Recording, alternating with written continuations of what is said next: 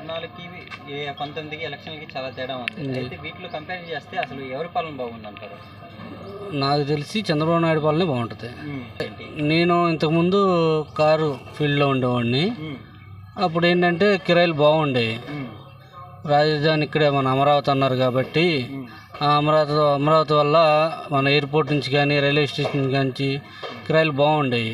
ఇప్పుడు కిరాయిలు ఏమి లేవు. క్షేమ పథకాలు బాగానే ఉన్నాయి, దానివల్ల మేము లబ్ధి పొందిన వాళ్ళమే, కాదంటలేదు. కానీ ఏంటంటే మనకి ఇన్కమ్ అనేది ఉండాలిగా, ఇన్కమ్ సోర్స్ ఉండాలి కదా.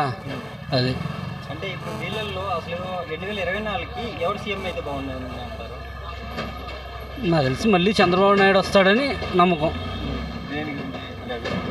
అభివృద్ధి పరంగా అది ఆయన ఉన్నప్పుడు పథకాలు వచ్చినాయి, ఈయన ఉన్నప్పుడు పథకాలే వచ్చినాయి. పథకాలు రాలేదని అటు ఉన్నప్పుడు వచ్చినాయి, ఇటు ఉన్నప్పుడు వచ్చినాయి, లేకుండా ఏం లేదు.